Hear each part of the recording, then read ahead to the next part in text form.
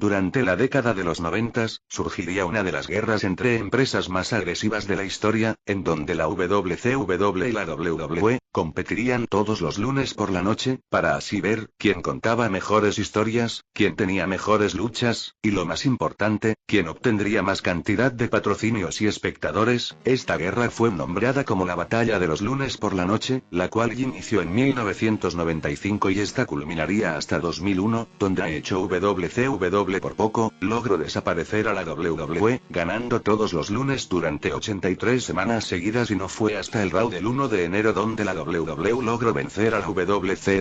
Pero bueno, no estoy aquí para hablar sobre esta guerra sino porque, entre esas batallas de los lunes por la noche habría una tercera empresa que a pesar de que no pudo competir en el ámbito económico con las otras dos empresas, esta llegó a ser superior en ámbitos luchísticos y de narrativa, así es, hablo de la extinta Extreme Championship Wrestling, la cual fue fundada por uno de los mejores promotores de la historia como lo es Paul Heyman, y como recién lo mencioné, la ECW nunca pudo competir económicamente con la WWE y WCW, pero a pesar de esto la ECW llegó a ser superior a estas dos empresas en ámbito luchístico y narrativo, todo esto, gracias a su gran roster que esta empresa contaba, gente como Super Crazy, Tajiri, El Gran Sabu, New Jack, Terry Funk, Tommy Dreamer, Rob Van Dam, Rhino, los Dudley Boyz, Sandman y Raven, estos dos últimos, los protagonistas de este vídeo.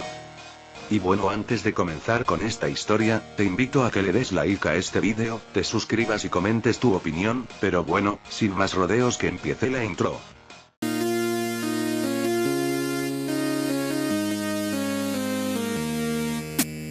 Scott Levy, o más conocido como Raven, debutaría en la escena independiente bajo la empresa Continental Wrestling Association bajo el nombre de Scott The Body, y tras un paso bastante genérico, debutaría en la WCW bajo el nombre de Scotty Flamingo, un surfista de Florida, donde tendría una rivalidad contra Diamond Dallas Page, y en donde de hecho lograría conquistar algunos campeonatos, como el de los Estados Unidos, el de peso ligero y el de parejas junto a Perry Saturn.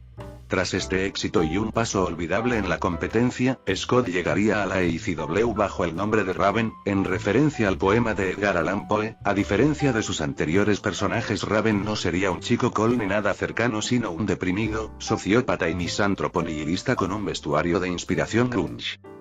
Este debutaría atacando a Tommy Dreamer, reclamando que Dreamer era su enemigo cuando eran niños en el campamento de verano. Bastante extraño la verdad, Raven con la ayuda de Stevie Richards, trajo a Beulah McGillicuddy, una chica de Dreamer y Raven en el pasado.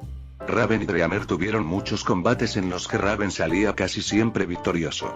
Mientras tanto, Jim Fullington, más conocido como el Sandman, debutaría en una pequeña promotora de Filadelfia, bajo el nombre de Mr. Sandman. En 1992 debutaría en la prematura ECW, donde en ese momento tendría el nombre de Eastern Championship Wrestling. Al principio debutaría como curiosamente, al igual que Raven, este sería un surfista, pero tras el consejo de Todd Gordon, Fullington cambiaría su personaje a The Sandman, duro, abrasivo, antisocial brawler que fumaba cigarrillos y tomaba cervezas mientras se dirigía al ring, y algunas veces durante la lucha, a menudo golpeándose en la frente, causándose cortes él mismo y acompañado de su icónico palo de kendo al ritmo de Enter the Sandman.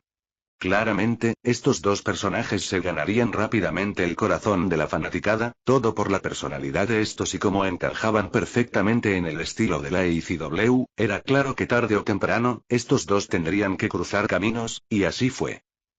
Tras el aparente fin de la rivalidad principal entre Raven y Dreamer a finales de 1995, que culminó con el icónico momento en que Beulah reveló que estaba embarazada de Dreamer, Raven cambió de rumbo, y puso sus ojos por el campeonato mundial. Mientras tanto, justamente, Sandman ganaría el campeonato mundial ante Shane Douglas en Steel City Showdown, y el cual lo perdería ante Mikey Whipwreck, aunque lo recuperaría rápidamente December to Dismember, pero no sería hasta Holiday Hell de 1995 donde Raven retaría a Sandman por el campeonato, aunque para su mala suerte no tendría éxito. Aún así, aparentemente aprovechó la temporada navideña para reorganizarse y regresar más retorcido y malvado que nunca. A principios de 1996, Raven reemplazó a la desaparecida Beulah con Kimona Wanalaya, convirtiéndola en la nueva incorporación al nido. Gracias a esto, en Hardcore Heaven de 1996, Raven le arrebataría el campeonato el Sandman, todo gracias a sus trampas y a sus compiches. Este sería el puntapié inicial de la icónica rivalidad entre ambas estrellas, que comenzó con el anhelo de oro por el campeonato, pero que pronto se volvería mucho más personal y diabólica. Pasarían los días y los meses, y Raven defendería con éxito el campeonato, incluyendo una defensa contra el Sandman, y a pesar de las defensas exitosas de Raven, él seguía tratando a sus ayudantes de una manera horrible, y lo cual provocaría que Kimona se deslindara de Raven. Esto lo hundiría mentalmente, pero también lo volvería un ser más retorcido y cruel. Debido a esto comenzó a jugarle juegos mentales severos a Sandman, dando lugar a posiblemente la rivalidad más agresiva y brutal de la historia de la lucha libre profesional. Así que Raven, utilizando su inteligencia y aura, podía obligar a la gente a hacer cosas y unirse a su secta. Esto llevó a Raven a empezar a lavarle el cerebro tanto a la ex esposa de Sandman en la vida real, Lori, como, aún más deprimente, a su hijo Tyler. Esto provocaría que Raven los utilizara como arma y como parte de su secta, lo que haría que Sandman poco a poco empezara a ser torturado mentalmente. A medida que las batallas sucedían, la situación se descontrolaba, resultando en uno de los ángulos más controvertidos y discutidos. Pero primero, la preparación, que incluyó la recuperación del campeonato mundial de la ECW por parte de The Sandman de forma bastante dudosa, al ganar el título en una lucha por equipos que lo enfrentó a él y a Tommy Dreamer contra Brian Lee y Raven. Sin embargo, Raven no pudo competir, lo que provocó que Stevie Richards lo reemplazara y le hiciera perder el título. Tras unas semanas bastante intensas, llegaría a ECW High Incident el 26 de octubre de 1996. Donde el hijo de Sandman estaría en medio del ring, lo que provocaría que el mismo Sandman fuera rápido a abrazarlo, pero en realidad todo era una trampa de Raven y su secta. Tras esta emotiva imagen, Raven subiría al ring y noquearía a Sandman con su mismo palo de kendo, y después procedería a pasar uno de los hechos más brutales, controversiales y desconcertantes de la historia del wrestling. Tras esto Raven llamaría a sus discípulos y les ordenarían que ataran a Sandman a una cruz improvisada y le colocaran una corona de alambre de púa sobre la cabeza ensangrentada, en una burla a la crucifixión de Jesús. Creo que es evidente la problemática con esto. Como recién lo mencioné, es clara la problemática. Fue tal la brutalidad de la imagen, que el público de la ECW, que eran todo pero menos silenciosos, estarían completamente callados y perplejos.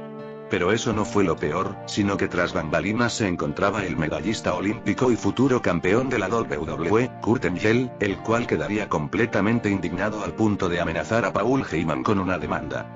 Mientras tanto, tras el segmento, Raven y Sandman, que estaban fuera de personaje, comenzarían a celebrar y a felicitarse entre ellos, debido al gran segmento que acababan de hacer. Pero de la nada, Paul Heyman empezaría a regañar a Raven y a Sandman debido a la gravedad del asunto. Heyman exigiría a Raven que saliera de disculparse con el público. Al principio Raven se pondría a la defensiva, pero tras que Paul Heyman le rogara y le explicara lo que pasó con Kurt Angle, Raven accedería de mala gana. Esto provocaría uno de los momentos más difíciles de la Yaría, y Raven saldría al ring, saliendo de personaje y pidiendo disculpas a la audiencia de lo que acababan de ver. Como opinión personal, admitiré que la narrativa y las luchas fueron bastante buenas y sin duda esta es una rivalidad que fue opacada por su desenlace y no por su ejecución, aunque eso sí, debo ser claro y es que la situación es bastante cruda de ver, ya que Sandman fue crucificado enfrente de su hijo con una cruz hecha por su mismo padre, porque sí, el Sandman era carpintero e hizo literalmente su propia cruz, y también no solo hay que tomar en cuenta la presencia del medallista olímpico, sino también la zona en la que fue el evento. Filadelfia es una de las ciudades más religiosas de Estados Unidos, contando con el 68% de su población es creyente.